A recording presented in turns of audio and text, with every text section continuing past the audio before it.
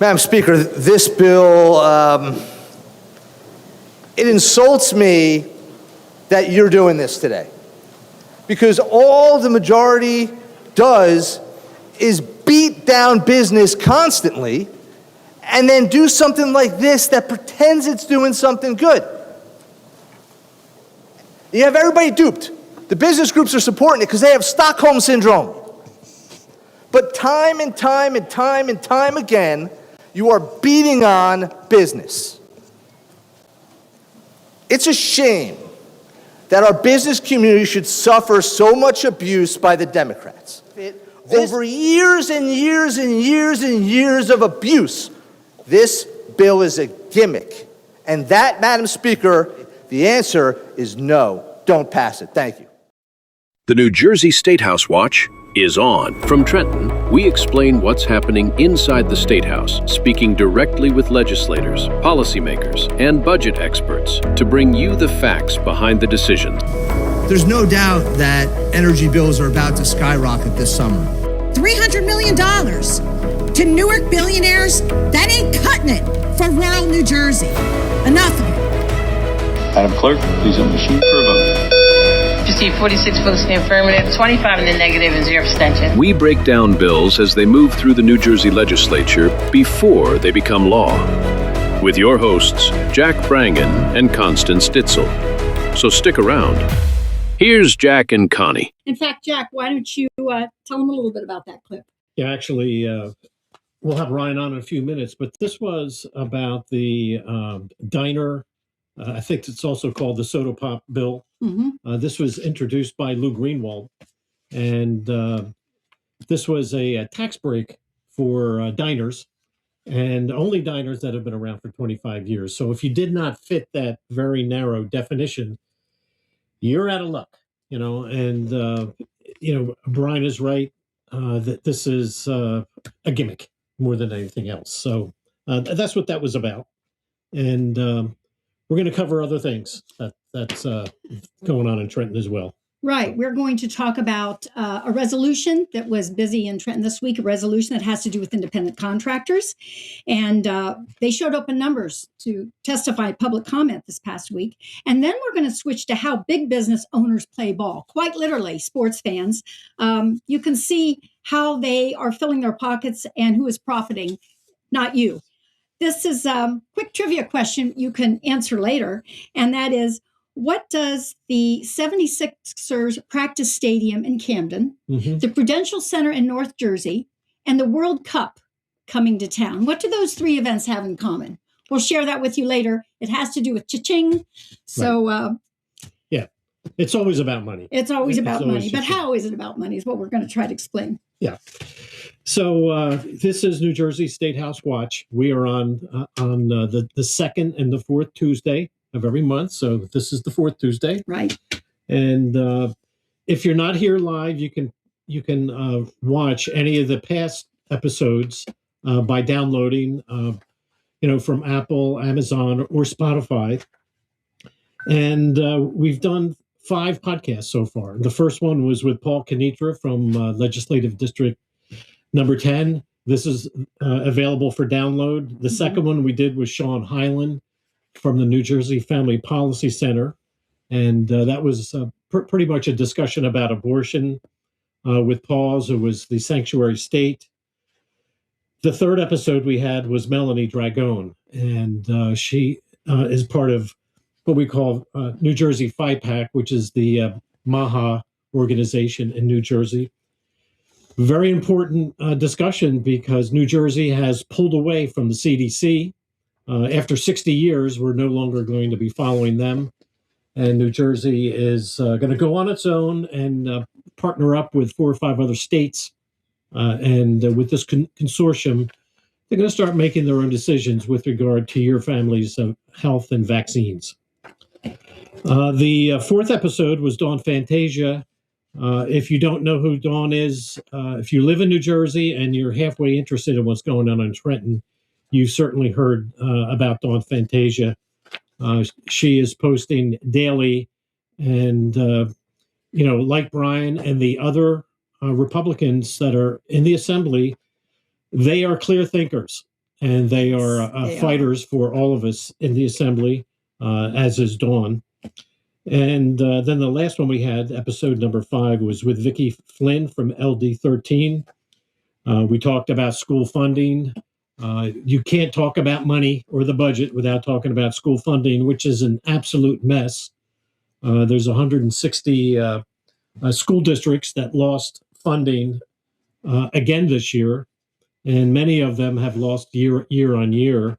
And they're at a point where they're selling buildings, to try to make ends meet. The other thing we talked about with Vicki was the John R. Lewis voter registration bill. This is a biggie. Yeah. With the legislation that the Democrats are pushing through, you've got things like the sanctuary state. You have us pulling away from the CDC. You have budget issues. And then we have the John R. Lewis, which is going to change all the laws in terms of how the local board of elections operates. They will be subordinate now to an organization that'll be within the Treasury Department. And another add to our budget. And more money. More money. I think Layering on more to our budget. I think they allocated $2.5 million or something like that to start it up. But next year it's going to be 20.5. And the year after that. So more and more people are going to join.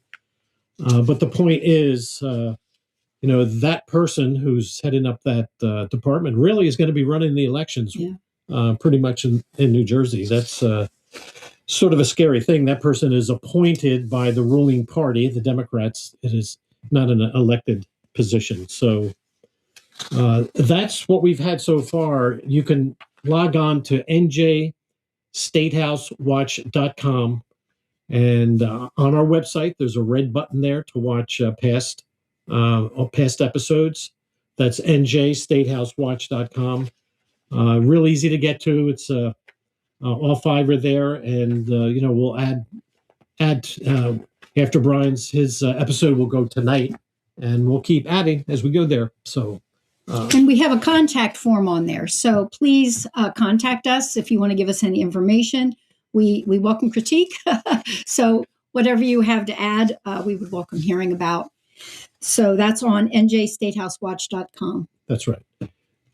If you have, if your local legislator, if you think that they would be interesting to have on, fill that form out and on our website and send it in. And we'll go from there. So, should we bring Brian on? We have a guest. Okay. Brian was in the green room, and that's Mr. Producer. Let's bring him on live. If we can. I don't know that we've said his full name yet. What's that? Brian Bergen. I don't know that we said his last name That's yet. right.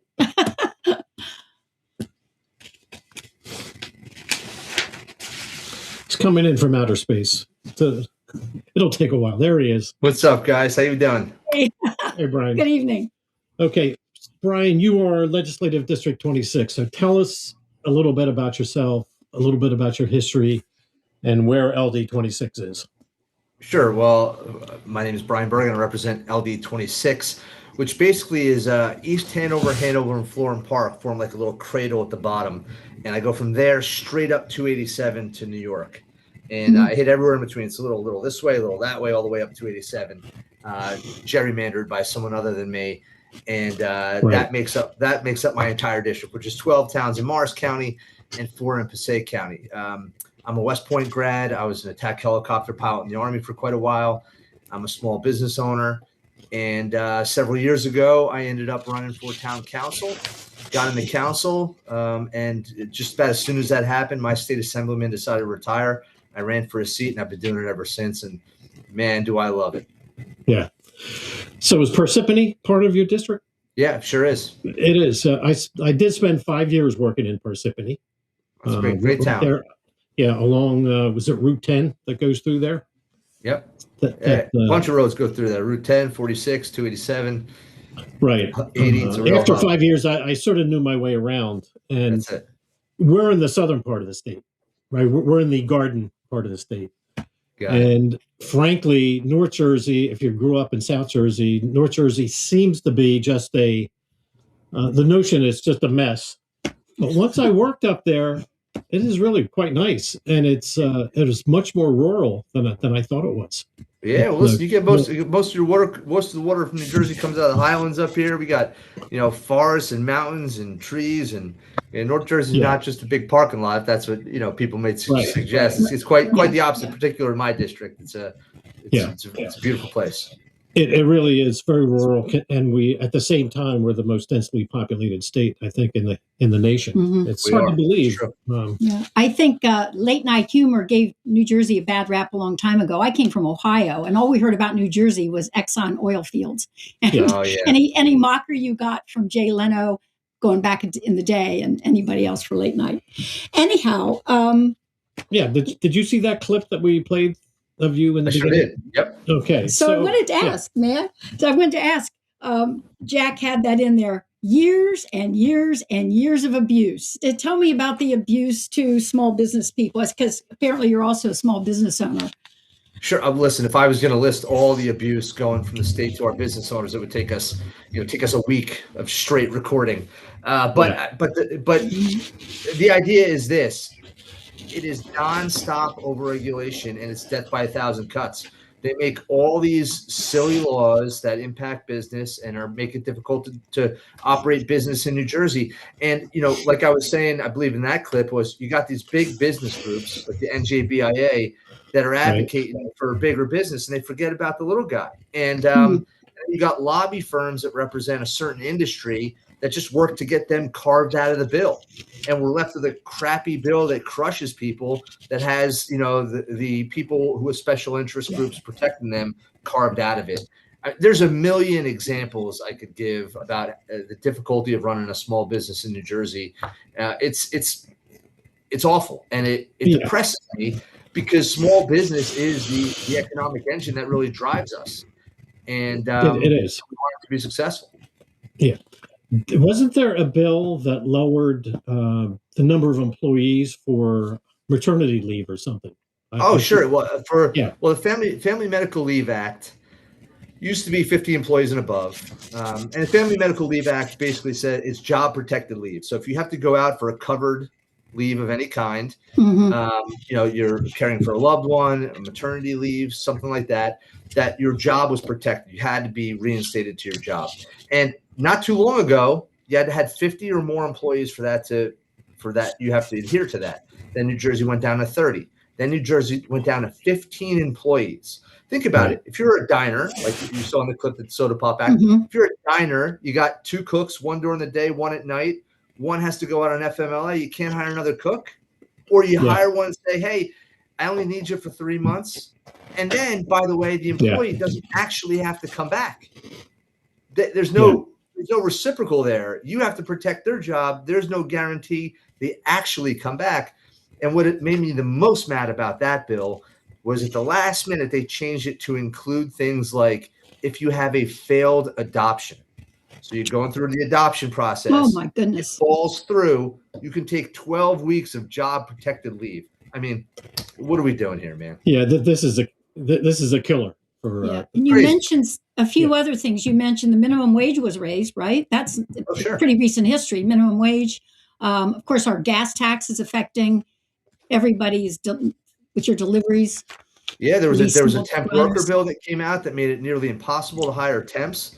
You have to pay a temp worker the average of all the wages that are in a current position at your current company. So somebody doesn't know anything is going to make the middle band of what all your employees make. And that's what they have to make. So you have to pay the temp agency on top of that. Makes hiring temp workers impossible. I mean, we could go on and on and on all day. Yeah. So why does business in New Jersey just settle for the 11.5% tax? It seems like they're quiet. They should be. I mean, the irony when Mamdani, took over in New York, he was threatening New York with 11.5% corporate tax. That was his threat. Right. And we're already there. We are there at 11. There's no cohesive, unified, meaningful advocacy group advocating on behalf of all business. It's fractured. The business lobby in New Jersey is not a viable lobby. That's the answer to that question. Yeah. Sure. Well, what is the NJBIA? Is that what you mean? NJBIA. They're more concerned with getting invited to cocktail parties and having a speaker with a big title. Then that's it. That's all they care about, man. They're not working for making the business community better. Awful. Yeah. I don't know how any business could make a decision to come here to New Jersey. I was just mentioning to Constance, I was watching the part of the Indianapolis 500, and the lieutenant governor from the state of Indiana was being interviewed. And of course, he's talking up Indiana. And one of the things he mentioned was the corporate tax in Indiana, which is 4.9%. Yeah. So we're sitting at 11.5%, and he's telling people, come to Indiana, Right.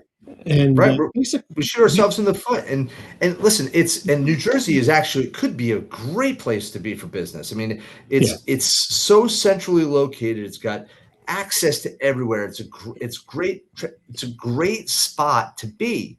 But we have abused the businesses that have been here, and we're driving them away. And at some point, that'll break. It's just a matter of when. They've been banking on that for years. Again, I said I came from out of state. They've been banking on it for years, that people are drawn to the Jersey Shore, that you've got the best schools, something we both question. We've been diving into the education thing for a while, but they've been banking on these things, and it's wearing thin. There are other places with nice beaches. But it is interesting. One of the reasons I moved out here was proximity to New York City and the beach. It's kind of funny. But I think twice now. So, but on a positive, New Jersey could be a great place, and it is a great place, and I love New Jersey. It's just for some reason, as lawmakers down in Trenton, the Democrats they just constantly beat up on those that are trying to make New Jersey better and trying to keep it a great place. So it's got a negative effect, and then they get lucky. They'll get lucky where a business comes or something, and they pretend like they just saved the world, and then they're going to ultimately drive them out too. And there's only so much luck that that can overcome the stupidity. Right. So we have things like that tax, and there is an undercurrent of costs that associated, for example, with the illegal aliens, which Paul Knitra's report estimated probably now close to 1 million in the state, and costing the state $6.2 or $6.3 billion in goods and services that are being sucked out of the economy, because when they come across the border, they do not have a Blue Cross and Blue Shield card in their wallet, and someone has to pay for that insurance. And from an insurance standpoint, it's the New Jersey citizen taxpayer that's going to pick that up. I believe it's come out 1 in 5 in New Jersey are on Medicaid. Yeah. They're not coming across the border without with their, like you said, their Blue Cross Blue Shield card. So 1 in 5 on Medicaid. Yeah. Yeah. Yes. Well, certainly, no matter where the cost is coming from, the state bloat is becoming a problem, and so they're constantly chasing revenue sources, and revenue sources equal taxes, and that's what makes our state, not a great place to be at. They think they can tax their way out of this situation, where I think the only way is to lower corporate tax and build the economy within the state. A strong economy is going to generate more revenue and more tax than just simply taxing people to death. You're 100% right. Yeah, and there is an outbound migration that's always ranked up, in the top 5 in the nation, that we have more people leaving New Jersey and billions of taxable income that's going out the door and being backfilled by illegals that keeps the population numbers up, but not a tax base. There's not a tax. In fact, it's a cost. It's a cost driver there. So and then we have this subcontractor bill, right? That's right. Around. Yeah. The summary, this resolution. It's not a bill. It's a resolution. Right. And this was the ABC criteria. Could you tell us a little bit about this? This was just very hot in Trenton this week, right? Yeah, so it has to do with independent contractors and the ABC test. So the bottom line is, if you're like an independent contractor, you are a freelancer of any kind. It just makes it so much more difficult for you to operate. Really does. And there are benefits to having more people on as W-2 employees, but there's a space in there where it's not a W-2 employee. You're an independent contractor, and we have to preserve that opportunity for people. And the state is trying to, again, like you mentioned before, part of the driver of this is trying to suck all the they want the payroll tax. They want the taxes associated with that. They want to pull the money in. And so they're trying to reclassify people in a negative way. And again, this goes to show you that the business lobby is not doing a good job at beating these things back. They let too many of them through. Yeah. We both listened to a lot of the Department of Labor discussion, all the people coming forward. And my takeaway was that if the unions, the tradesmen, there might be better rationale for those groups. They need the insurance, they need the workman's comp, they're serving the public and all that. But then you have, I guess somebody said there's 1.7 million independent contractors. And she's pointing out, you've got your artists, your graphic designers, your real estate brokers, all these folks, and they're the ones that are left hung out to dry. So you got two different segments being treated the same way. A lot of comparison, I guess, with California. And that was a disaster. They're still dealing in litigation with some 600 exemptions, I think. Right. No, listen, we want people to want to work. The independent contractors are out there hungry, chasing business, trying to do work. We want that. Now, there also has to be, if you're an employee and treated like an employee, you should be an employee. Mm-hmm. I mean, I don't think anybody argues with that. But this rule that's coming through, it goes too far, and everybody knows it. Very few people are in favor of it, but yet it's happening anyway, and it just blows my mind. But the lobbyists with the bigger money and the unions, of course, are all for it. So again, we've got two different kind of industry sectors. Yeah. Well, I mean, I understand. It's not I understand one size fits all. Yeah. Yeah, I understand what the unions are trying to do. I mean, the unions want they want people to treat their employees like employees. They're and union work and it's more expensive work. I mean, you're paying a premium for that. And my argument always been, you should be getting a premium in return, and the unions deliver that quite often and very, very well. It's a well-trained workforce, a union workforce, and so, but you're paying a premium for it, right? And so they don't want people to be able to undercut them by sidestepping these rules, and so they work to intensify the rules and overcorrect to capture more people. But that's not a good answer either here. It really isn't. It should be the fair answer. Right down the pipe. The way it's working now, I don't see why it needs to be changed, to be honest. Apparently, women are disproportionately affected by this. And there's been like a 7.4% decline of the women independent contractors. There's been a 10% decline overall. They saw this in California. They saw the Uber driver thing, I think, in Maryland, the Netherlands, not even in our country. Right. There was 90% of them just left the job. 90% of them. Yeah, there's actually valid reasons why subcontractors would come in. The reason I was in Parsippany, I was managing an IBM contract, and many times there would be a specialized skill that you do not have on your staff, and you need somebody to come in, not permanently, not for a week or two, but maybe 3 months, get the job done. They are very much independent. They don't, we would tell them the specs, but they would work independently. They would not necessarily work out the same hours that we did. They might have their own tool set, that they use to get the job done. If you make this harder, but the other thing about it is they get paid a lot better when they come in as a subject matter expert. There are many benefits to a subcontractor because they'll work 3 months and then they'll take 3 months off and then go do another job. If you make it difficult, it's great. We should have it. It's working fine. It's working fine. That's nothing. It's working fine. I don't know what the hell we're doing. Why break it? It's going fine. But our listeners because all they do is try to make lawmakers and bureaucrats always trying to just do something to do something. it's pointless.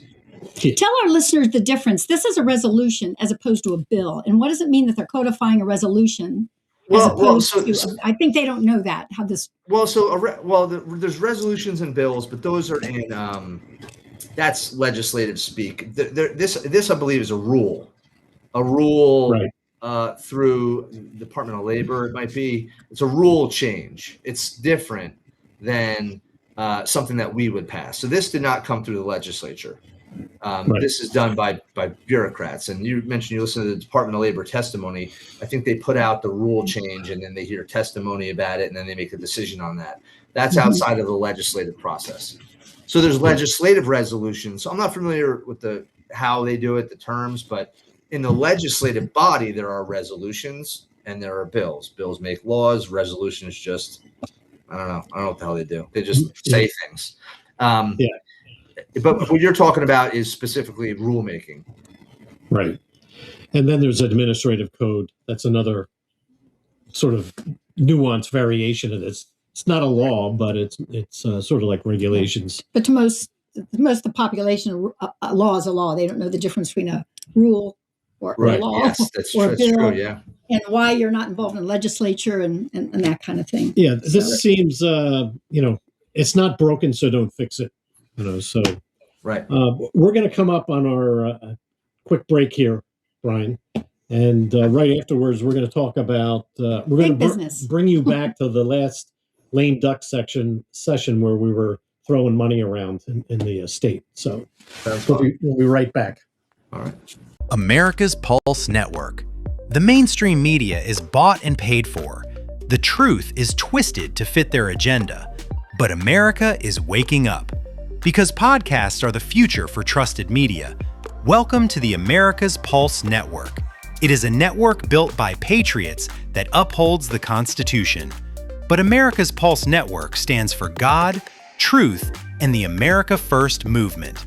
There is no corporate propaganda, no government spin, just real news, real talk, and real voices fighting for faith, freedom, and the future of this great nation with common sense.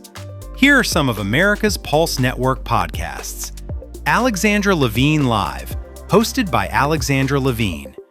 Jersey Shore Podcast, hosted by Damon Galdo. The Conservative Corner, hosted by Seth Eisenberg.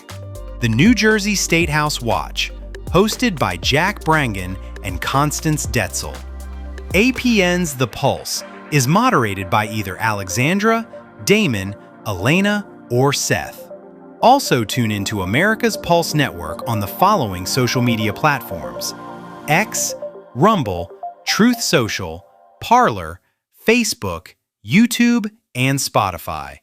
Join the revolution because the pulse of America beats for God and country. America's Pulse Network is for faith, family, freedom, and truth. Okay, we are back. And now we're going to dig into big business. And this is big business in sports. I'm sure we have people who are listening. We got a lot of sports fans. There always are. So we're going to talk about sports, big developers, and big tax credits for those who play ball. Now, we in Camden remember in 2014 that we had the 76ers practice stadium, and they were awarded or given, or however you call it, $82 million in tax credits. And one of the big sells here was all the jobs, and it turned out to be only 11 jobs for people in Camden. And I wonder if you're versed in this $300 million that was thrown at the Prudential Center up in North Jersey. We heard about this in the lame duck session, what these tax credits are about for $300 million up there.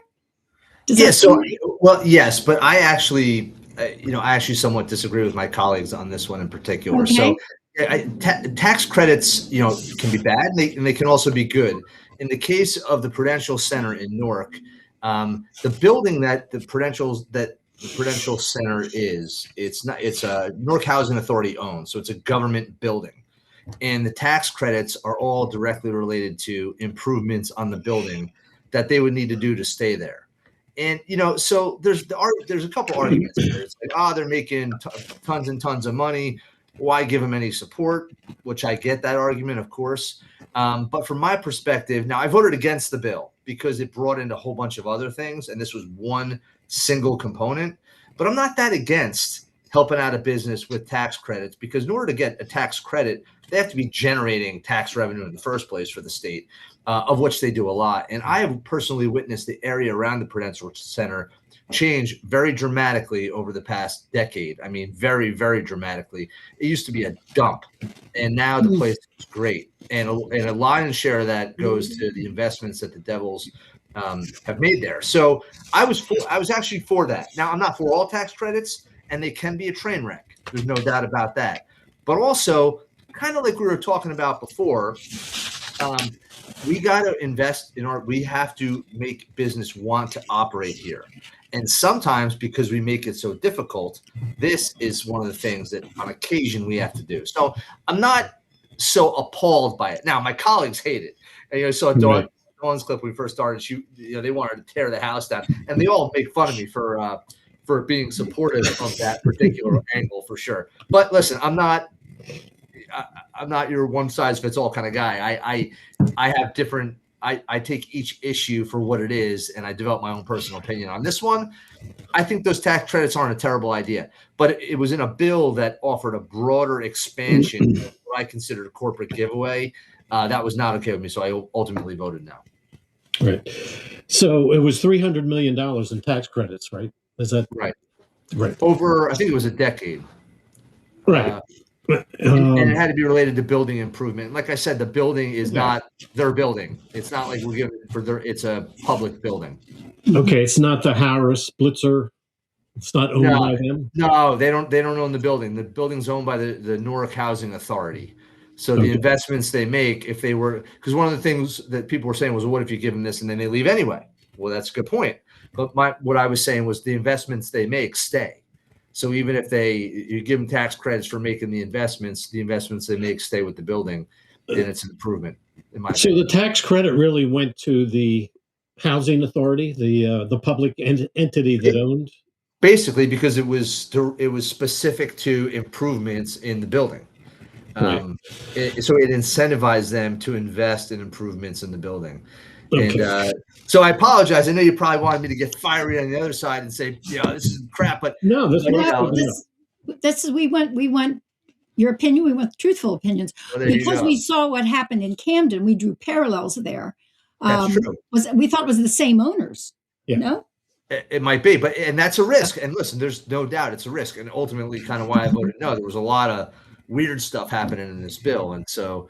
But conceptually, I'm not against tax credits, because it's okay to incentivize business, in my personal opinion, especially when you have 11% tax rate. I mean, you're killing them. So you got to offer some relief, or they're going to go somewhere else.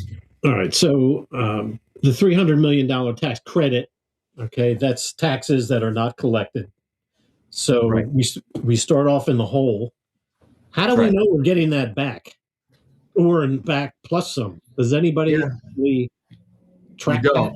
No, you don't. That's part of the risk. And that's why these things are tricky, and why we should always be extremely cautious when we look to do them, because you just, the bottom line is you don't know. Like you said, the 76ers thing, you can end up with 11 employees. You can end up with a bad deal. I mean, because when they write these things, they don't write real concrete deliverables and accountability. And that's another issue with them. And that's an issue with a lot of stuff in the state budget, whether it's tax credits or it's funding that we do for organizations. There's not a lot of strings attached. It's kind of just given to them. And so that part I certainly don't agree with. There should be some accountability behind any support we ever give.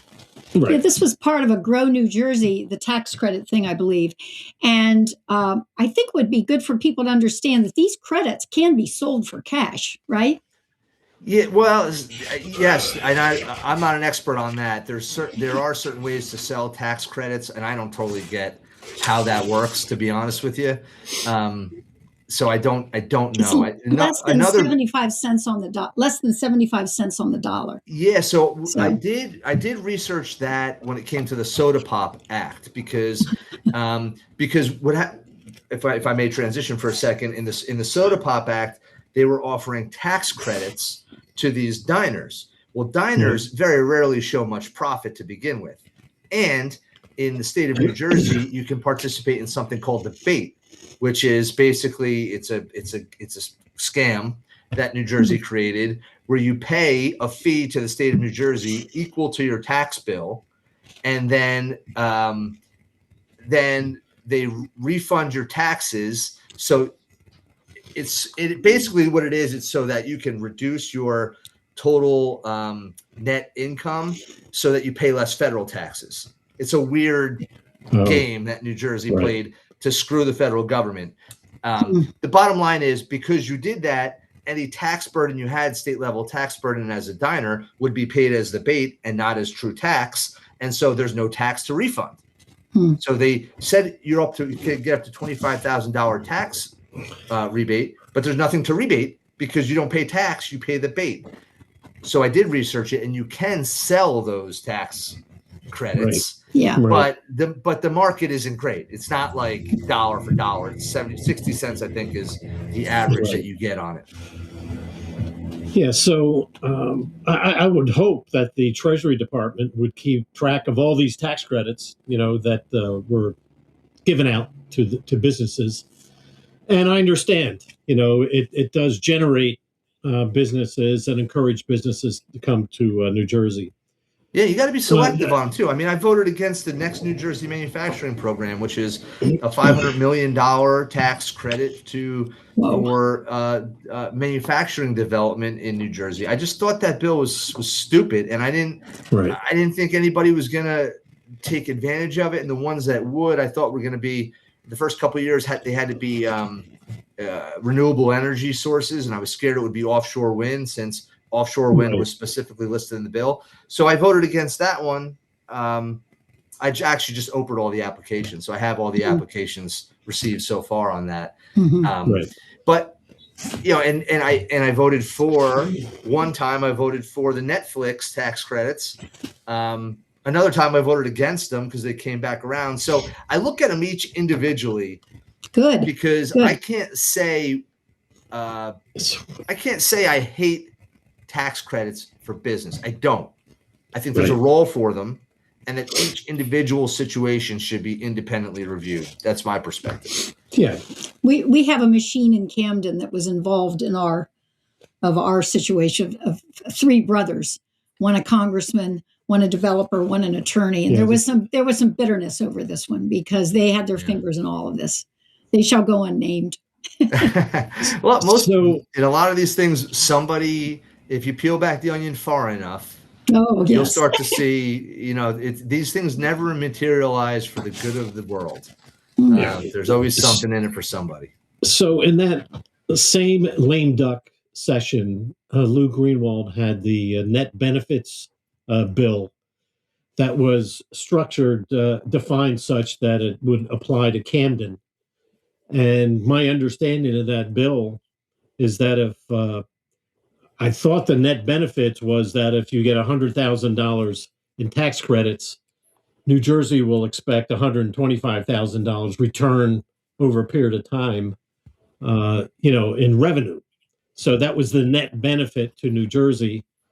Oh, His right. bill, Yes. His bill released Camden from all of this, so they could get $100,000, and maybe they throw New Jersey, $40,000 in a return, something like that, in revenue, in tax. That's revenue.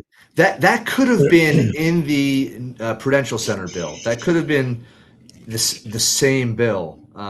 It was the same time. It might have been interconnected to it. Might have been separate, but I do remember that there was, that was an attempt on accountability. There had to be a net benefit in order to get it. And he pulled that away. Look, Lou Greenwald's not trying to do good for anybody besides Lou Greenwald. I think that was passed, right? I think that. Oh yeah, it was passed. Yes. Yeah, everything gets passed. Right. Everything we're talking about was passed. Yes. Yeah.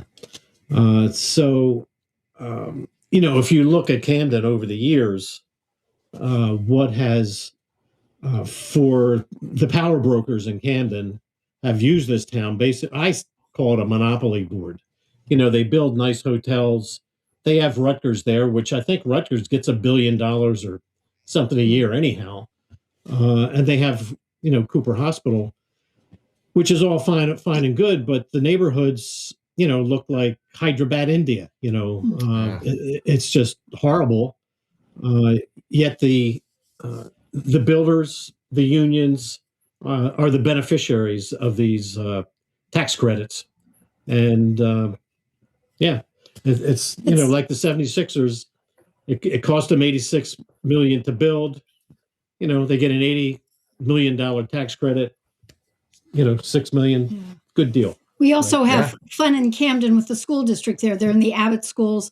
They're one of the 10 schools that gets the top 10 funding. They have a $91 million deficit this year. Yeah. And it's run by the state of New Jersey superintendent and a board that oversees. So this is on the state too for the deficit of the schools in Camden. Crazy. That's a whole nother, we're talking sports tonight. That's a whole nother literal ball game, quite honestly. Right. Yeah. No doubt. So the list here on that lame duck, and I'll just sort of go through them only because here in Cherry Hill, we're getting hit with a 7%, school tax increase.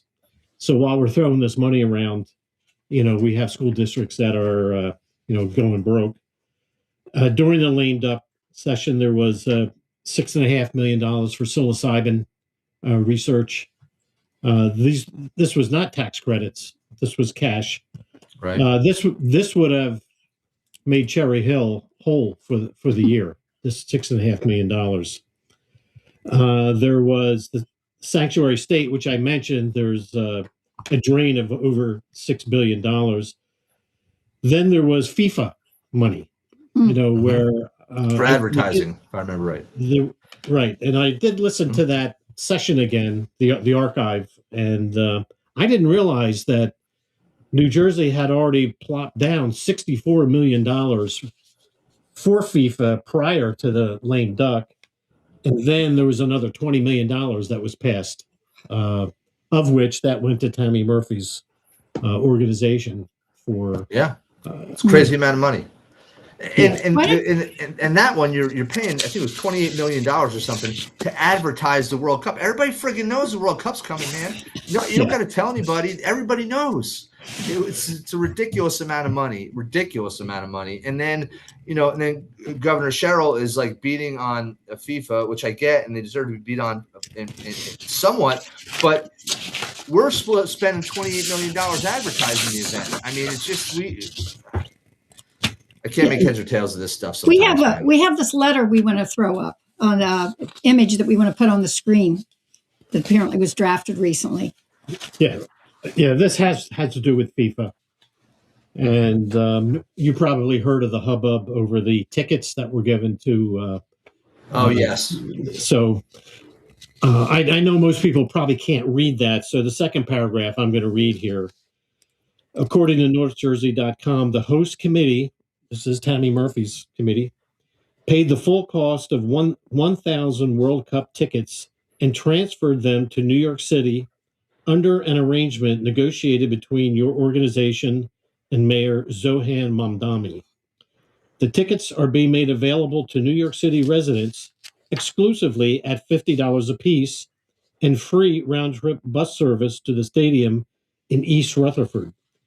New Jersey residents have no comparable program. They face round-trip fares of $100 each to the stadium in their own state. So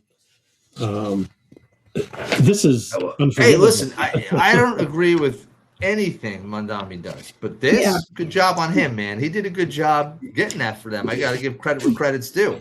Yeah, we didn't take care of ourselves. Right. Right. Too bad nobody in New Jersey is looking out for the people of New Jersey. I mean, right now it's just they're just bashing FIFA and in this. There's plenty of time to make deals and do things, smart things. Like that's smart. That's smart. Yeah. Why is nobody doing that for people in New Jersey? Instead, the governor comes in. The first thing she wants to do is raise the sales tax in the area and charge extra tax on hotel rooms. That's her solution. Meanwhile, you got this guy who I wouldn't agree on anything else in the whole world, but this, got to give him credit, man. That was pretty smart. And Jack, we kind of swallowed the name there, but this is a Tammy Murphy committee. The second page of that letter is that they're asking for this is for Assembly people, Assemblyman Rumpf, Barlas, Ingenamort, and Scharfenberger drafted this letter, and they're just looking for an accounting of expenditures and allocations of 50 million received from the state of New Jersey, the terms of the agreement about the tickets that we just talked about, the equivalent community access programs for New Jerseyans, and they're looking to have this at least discussed if the during the budget committees the week of June 9th. Now, they sent this letter asking for a reply. This letter was sent April 23rd. Nada. No response. Yeah. So there's not even a respectful kind of reply from the host committee or whomever this was. Who was this directed to? Was it dear Tammy Murphy? Yeah, it was to Tammy Murphy. So you'd think she would appreciate or understand the importance of making this transparency, but nothing. This is a month ago. No response. Yeah. I'm sure she's sweating a little bit. I don't know how she's going to explain this. This is why I call this big business in New Jersey, another sports thing where we're digging into pockets of regular dudes. Yeah, but you know what? One of the things I think though about this is like this was a real opportunity for New Jersey to look good, and every day we look stupid. You know, there's $150 for a ticket back and forth. Like that's moronic, and you know, there's no reason to take that kind of stance. We just look dumb to the whole world. We look dumb. You know, you could take a train from the World Cup all the way to Philly for less than from New York City to you know, it's dumb. And so as much as I agree that, you know, we should push back on FIFA, there's no doubt about that. But we also shouldn't make ourselves look stupid in the process. And instead of spending $28 million on advertising, maybe we spend $28 million on relieving the cost of transportation for people. Yeah. Maybe we spend a portion on that on buying tickets for people. We should be smarter with our own decisions, on our own negotiation, and our own money. And we also have to recognize that, you know, the positive economic impact that comes from this thing. That's why it was lobbied to come here. We can't act like it's a tremendous burden on our state. It's a good thing. We want people to come. We want to showcase New Jersey. We want these things. And it seems that we're acting like right now is that we're pissed the World Cup is coming. We're pissed. And I think it makes New Jersey look stupid, and that bothers me a little bit. And this is the Democrat leadership who talks about affordability. They pretend of the concern for affordability with something like this. You know, actually, they hijacked that from the Republicans who brought that up in the last election. Affordability. That was our concern. They hijacked that and they certainly pretended it was theirs. So they're going to raise the sales tax, right, in the vicinity of the stadium there. Well, that got shot down, thank goodness. But yeah. Well, the governor wanted to do that. She wanted to do a 3% sales tax hike within a 30-mile radius, a 30 square mile area that surrounds the Meadowlands, essentially. I don't know why. I mean, that was one of the dumbest things I've ever heard, because you're taxing your own people in that area. It didn't make any sense. It sounds illegal, actually, but it sounds like a price gouging. Again, the person who's concerned about affordability. Right. But I don't think that had any legs with the legislature. Nobody wanted to touch that with a 10-foot pole, and it would have had to go through the legislature. So it didn't go anywhere. Yeah. Now they are going to be doing hotel taxes and things like that. They're going to do other ones. Is that? Well, I don't think that's on the table yet either. And it was a 2.5% hotel tax. I don't believe that's coming up for a vote either. I think that's dead in the water too. Well, listen, we have another minute 40 left. Is there anything you want to share with us before we close out with you? Anything else you want to tell us about this topic or? Well, I could just say, I mean, generally speaking, I mean, there's a lot of stuff that happens in the Statehouse in New Jersey. The one thing I found out most recently, and this is something interesting for all to know, is that the budget trumps all. So when we do the budget, that document by Constitution trumps everything else. And there's a little word they insert all over the place. It's the word notwithstanding. So they can put that we're going to do X, Y, and Z, notwithstanding law X, Y, Z. And then they can still do it. A good example of that is the State of New Jersey program. The State of New Jersey program was pushed out last year, even though we didn't have the budget surplus required by the law that we passed. There had to be a certain budget surplus, and there was not enough money to do it. But when I challenged it, I was told, yeah, Bri, but it says notwithstanding the law in the budget, so we can still pay the money. And that's something that we have to do away with. That's a bad tool that they have available to them. It's their out. It's an important 2 words. Sounds like it's pretty vital 2 words. Very crazy. It's crazy.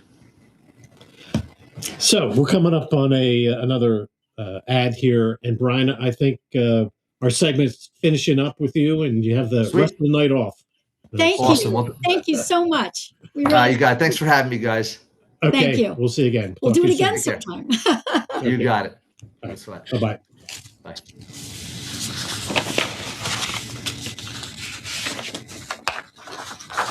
America's Pulse Network and the Jersey Shore podcast will be live streaming a town hall featuring Justin Murphy, candidate for Senate, and Damon Galdo, candidate for Congress, District 1 in New Jersey. The event will take place on May 29th at 7 p.m. Eastern Standard Time, broadcasting live from the Medford Community Center. You can watch the stream on YouTube, Rumble, X, and Substack. About Damon and the... And we are back. We do have that town hall coming up on Right. Friday. Tell everyone about it. Yeah, that is in Medford. This is Friday night at 7 o'clock, and it's going to be at the Medford Community Center in Medford, New Jersey. And Damon Galdo, who is the congressional candidate for Congressional District Number 1, will be there, and Justin Murphy, who is running for U.S. Senate. And we're this is all a run-up to the primary. I think we might have a couple of our commissioners who are running. Oh, okay. They're going to be there as well? Yeah, they were invited. Good. Yes. So this will be a great opportunity for people to come to Medford. It's a beautiful town. It is. And the community center is actually really lovely. Yeah. You can check it out. And we also have a couple guests coming up, right? Yes. So we have a next guest on in early June. Well, I shouldn't say early June, second week of June. Chris Russell. Chris Russell is a political consultant, campaign advisor, happened to be with the Chitterelli campaign. And we're going to switch gears and jump outside of the State House and talk to people who affect things going on in the State House, or who are driven to help people in State House. Right. Yeah, So I'd like his opinion on what happened in the election. We're going to talk about that. And then we also have coming up, Audrey Lane has got a really group running the Garden State Initiative. She's versed on budget. And as Brian said, this is very timely right now. We've got the budget that I think is going to be closed out end of June or so. So she's very timely time to talk to her and see what her take is on some of these budget issues. Yeah.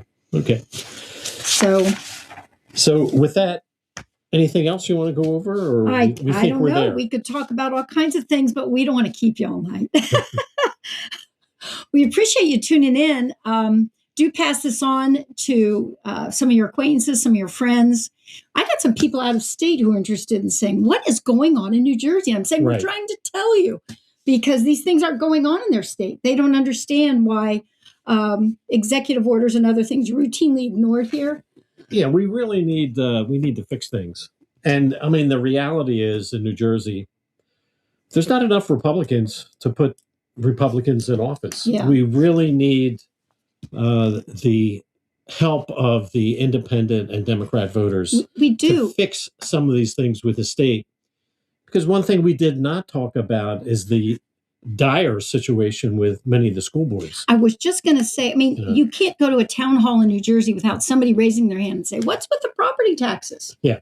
It's mentioned every time, and they got to connect the dots when we have 1 in 10 of our citizens who are illegally here, to whom we're giving numerous services, $925 million in K through 12 education, $5 million in college grants, even. Yeah. The list goes on. And you got to start connecting the dots. If you want to extend your generosity, you got to realize it's coming out of your pocketbook. Yeah. So here's an example. These are unbelievable numbers. Hackensack Public Schools laying off around 100 teachers and instructional staff. They're $24 million in the hole. Montclair, over 100 staff layoffs, $20 million short. Patterson, 89, plus 243 jobs through attrition. Millstone is going to increase taxes 21%.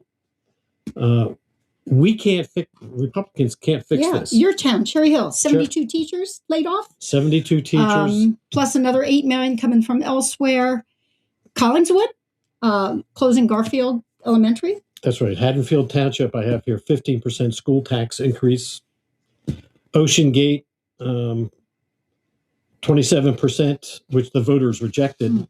Maybe, I don't know if voters they used to be able to vote on increases on school budgets. That's the way it used to be. Maybe they got to put that back in place.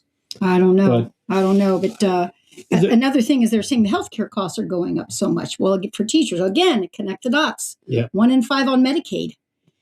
Again, it's coming out of our pockets. So right. We've got the teacher pension, which is we put down $9 billion every year to keep that at 55% solvent. It's not even 100%. And then there's the insurance fund, which listening to the state treasurer is in drastic condition financially. So this is unsustainable. As I mentioned, there's not enough Republicans who are trying to fix this, but they just can't. There's not enough. We don't have enough of them in legislature. Yeah. And frankly, one of our goals is a lot of people don't know, as we didn't, as to recently the past 2 years or so, as to just really what is going on in the Statehouse and the kinds of bills that are passed. Yeah. We've been tuning in just because we're so interested. We're like, really? That passed? Really? This was discussed. It's just one appalling thing after another. So we became intrigued and we're trying to let you all know too, just what is going on in your own state up in Trenton. Okay. So good. So we're up June 9th. We are up June 9th. Is it June 9th? Yes, Chris Russell on June 9th. Or you can access njstatehousewatch.com and, see any of the prior episodes. And with that, I'll say good night. Great. Good night. And we'll see you soon. Bye-bye. Thank you. Thanks for joining us on the New Jersey Statehouse Watch. Join Jack Brangan and Constance Ditzel every second and fourth Tuesday of the month at 7:30 p.m. Watch the show live at njstatehousewatch.com or listen anytime. Download the podcast on Apple, Spotify, Amazon Music, or wherever you get your podcasts. We'll see you next time on the New Jersey Statehouse Watch.